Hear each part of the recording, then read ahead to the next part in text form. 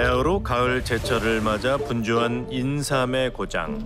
이곳에서 김 사장은 꽤나 알아주는 인삼 유통업자라고 합니다. 제 친구가 공장도 있고 좋은 차도 2대 있고 좋은 오토바이도 있고 먹고 살 만큼 벌었어요.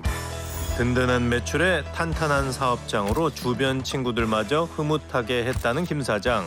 그런데 4월 달 정도에 전화가 온 거예요. 분유값이 없다는 거예요. 뜬금없이 주변에 막 무슨 일 있냐 물어봤더니 사장이 그렇게 돈을 빌리러 다닌다는 거야. 몰라, 술만 먹으면 한 마디도 안 하고 온다는 거야. 야, 네가 무슨 사장인지는 알아야 되겠다 내가. 그랬더니 이제 걔가 A4 용지 20장을 이렇게 갖고 갔더라고요. 언뜻 이렇게 A4 용지를 떠들러 보니까 입출금 내역서에 한 사람한테 다 입금된 거야. 언뜻 봐도 5억 원 돼 보여. 대체 김 사장에겐 무슨 일이 있었을까? 근데 제가 공황장애가 있고 그런 얘기를 이제 직원하고 하다가 자기가 아는 무속인이 있는데 조상신을 받았다. 그래서 용한 사람이다. 커피 먹으러 와도 되겠냐. 악연이 시작된 건 3년 전. 회사 여직원에게 용하다며 소개받은 무속인 이화보살을 만나면서부터였다고 합니다. 첫날에 그냥 커피만 먹고 갈 줄 알았는데 이렇게 이제 상을 펴놓고 쌀을 펴놓고 숟가락을 세우더라고요. 숟가락이 바로 서야 되는데 이게 뭐가 안 좋다. 아기가 이름도 안 좋고 생일도 안 좋으니까 기도해서 풀어야 된다. 첫째 아들이 태어난 지 며칠 안 됐고 너무 놀랐지. 50살을 바라보는 나이에 베트남 아내 사이에서 얻은 귀한 아들. 행여라도 불길한 일이 닥칠까 가슴이 철렁했다는 김 사장은 고민 끝에 기도를 올리기로 결심했다고 합니다. 2022년 1월 11일 날 여기 나오네요. 이름으로 돈을 올려라 한 게 특이하게도 177만 7,777원을 기도비로 요구한 이화보살. 그런데 액땜이라 여겼던 기도는 한 번으로 끝나지 않았다는데요. 장모님이 베트남 귀신을 43마리 데리고 왔다. 둘째 애기가 또 태어나니까 애군을 풀어줘야 된다. 최근에 7월 달에는 이제 뭐 청주보살, 안동보살 합세해가지고 기도 올려야 된다. 텔마사도 불러야 돼서 전주 텔마사도 불렀고 그럼 한 사람 인건비가 60만 원에서 80만 원이거든요. 상차림이 500만 원 정도 들어가요. 그것만 해도 1000만 원이고요.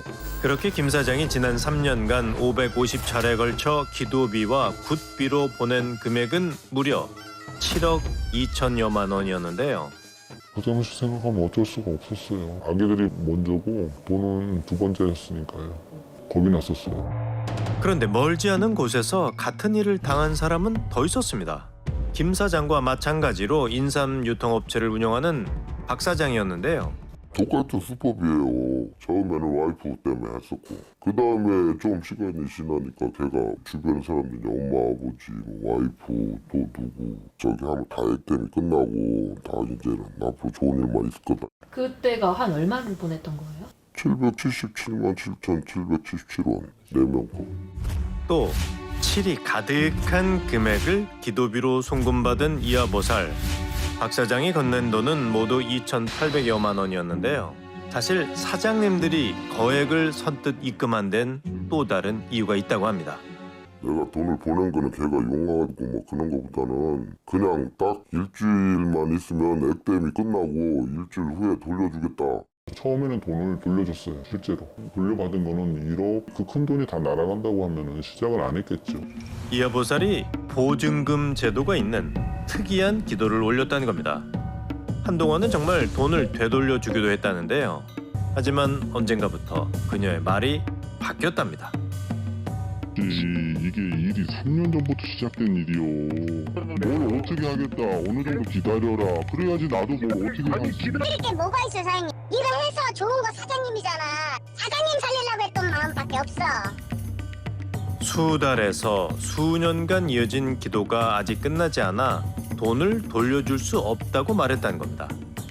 어느샌가 그녀는 김 사장과의 만남마저 피하고 있다는데요. 대체 이화보살은 어떤 사람일까? 우린 지난 7월 그녀가 굿을 올렸다는 경주 간포를 찾아 수소문을 해보기로 했습니다. 말씀 좀 여쭤볼게요. 저희 SBS에서 나왔는데요. 이렇게 생기신 분인데 보살이라고 이제 가서 우리 몰라. 7월 달에 간포에서 퇴마사 부르고 굿을 크게 하셨대요. 일주일에 뭐 구슬이에요. 피우쳤는데. 휴가철 떠들썩한 바닷가에선 재를 올리지 않는다는 겁니다. 이상한 점은 더 있답니다. 기도비를 받아서 다시 기도비를 돌려주는 그런 패턴의 방식은 뭐 돈 빌리는 것밖에 더 돼요. 제가 아는 견해로는 전혀 들어보지 못한 얘기고 제 주변에도 전혀 못 들어본 방식이라서. 같은 무속인이지만 그녀의 기도비 운영 방식을 도무지 납득할 수 없다는 건데요. 그녀의 정체는 대체 뭘까? 아무래도 그녀를 만나봐야겠습니다. 저분의 주장은 기도비를 주기로 했다. 말하고 싶지 않고요. 선생님? 그 선생님한테도 그거하고 무슨 상관이 있어? 3천만 원 문제 무슨 상관이 돼요? 아니 그 내용은 더 이상 말 안 할래요. 제가 제일 하고 싶은 얘기는 어쩌다가 기도 액마기도 그렇고 병원비서부터 생활하는데 약값서부터 짬짬이 뭐 보태주시는 것도 있었고 그리고 먹여 살린다는 얘기를 좀 많이 했었어요. 아, 선생님 네, 저를 좋아했다. 그녀의 주장은 이렇습니다. 자신을 흠모한 김 사장이 수년간 기도비가 아니라 생활비를 보내왔다는 겁니다. 그가 이제와 문제를 삼는 이유도 알 것 같다는데요. 일단 질투해서 이렇게 화근이 됐던 것 같아요. 질투? 누가 질투? 그러니까 집에 어떤 남자가 들어가더라. 차가 없더라. 이러세요. 네, 왜 걱정되게 전화를 안 받으세요? 뭐 이런 게 되게 많아요. 그러니까 누가 보면 집착한다고 하는 수준이에요. 일단 뭐 아침 통화, 저녁에 퇴근 통화를 꼭 저하고 했어야 되는 사람이었고. 한편 김 사장은 그녀의 주장이 방치도 않는 소리라 말합니다. 무속인은 와서 저희 아들 보고 내가 네 엄마다 이런 소리. 예, 제 아들한테 내가 네 엄마다 좀 섬뜩했었죠. 상담 초기 되레 이화 보살이 김 사장과 영적 부부라고 주장하며 억지 인연을 맺으려 했다는 겁니다. 심지어 2022년도 초기에는 부부를 엮어놨다. 부엉이로 된 금을 부부로 된 증표로 저한테 준 거라 이렇게 얘기를 했죠. 이화 보살이 증표라며 선물까지 건네며 김 사장의 호감을 샀다는데요. 그렇다 해도 김 사장의 행동 역시 여전히 의아하긴 합니다. 그는 왜 긴 시간 이화 보살을 믿었을까? 나 아내 얘기를 자꾸 꺼낼 때가 있어요. 이혼당하면 어떻게 막 이런 식으로 이제 겁을 주는 거죠. 장모가 언제 오고 언제 가고 집안에서 누구하고 언제 다투고 아기가 언제 병원에 가고 어디가 아프고 다 알고 있어요. 사정을. 때때로 이화 보살이 정말 쪽집게처럼 자신의 마음을 들여다볼 때가 있었다는 겁니다. 하지만 김 사장과 박 사장은 그녀가 신통력을 발휘한 데는 조력자가 있는 것 같다고 입을 모읍니다. 여직원이 그냥 정황상으로 제 사정이나 이런 정보를 줘야지만 이게 가능하다고 생각하거든요. 계속 뭐 8시간 이상 같이 있으니까 대화가 많이 있었죠. 제일 큰 거는 그 얘기가 제일 컸지. 대사 직전이거나 그쯤 됐을 거예요. 용한 점쟁이가 있다. 용하다고 서울에서도 오고 부산에서도 오고 할 정도면 송문쌤 집 한번 보자. 놀랍게도 김 사장에게 이화 보살을 소개했던 여직원 차 씨가 박 사장의 회사에서도 격리로 근무한 적이 있다는 겁니다. 정말 이게 기막힌 우연일까요? 내가 공황장애 있으면 못 가니까 여직원이 가겠다. 이렇게 해서 여직원이 갔다 온 거를 저한테 설명을 해줬죠. 음식도 했다고 그러고요. 뒤에서 끈도 잡았다고 하고. 자신이 굿을 직접 보고 왔다며 김 사장을 안심시켰다는 차 씨. 그녀와 이화 보살은 대체 어떤 관계일까? 아 원래 친한 언니예요. 저희는 안지는 10여 년이 넘었고 제가 소개를 시켜준 게 아니고 그 사람 불러달라고 얘기를 한 거고요. 사장님 아들 위해서 기도한다 굿한다 해가지고 선생님도 따라가신 적 있으세요? 아니 없어요. 제가 무슨 뭐 오지랖도 있는 것도 아니고 내가 만나 뵙고 싶어서 전화 드린 거거든요. 예. 씨도 또 나올 수 있으면 나와서 같이 얘기를 한번 해야죠. 이 그렇게 해서 제보를 했다고 하면 뒤 엎어야죠. 저도. 모든 게 떳떳하다며 김 사장과의 3자 대면을 요청한 차 씨. 하지만 지금 고객님께서 전화를 받을 수 없습니다. 만나기로 한 날 그녀는 우리의 연락을 차단했는데요. 이건 대체 어떤 의미일까? 동네엔 두 사람의 관계에 대한 묘한 소문이 떠돌고 있었습니다. 뚱뚱한 여자가 단둘이 다녀요. 그리고 맨날 둘이끼리 뭐 하냐니까 같은 회사 다닌대요. 무슨 회사냐니까 뭐 공장 비슷한 뭐 어쨌든 하던데. 저는 그냥 친인척인 줄 알고 있었거든요.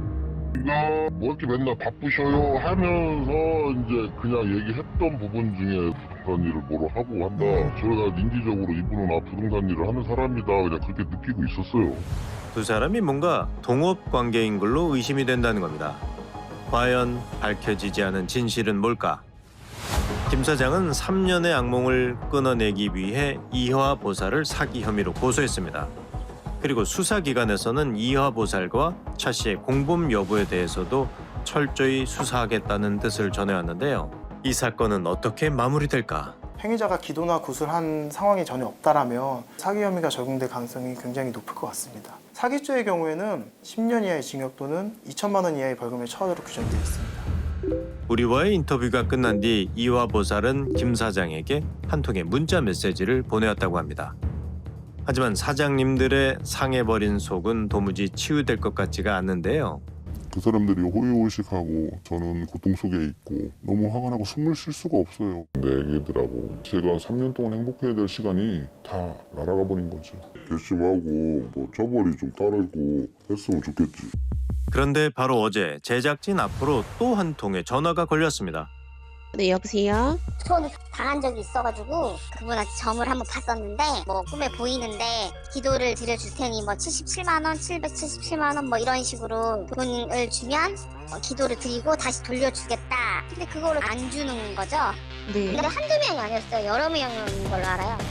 이화 보살에게 속은 피해자들이 더 있다는 건데요.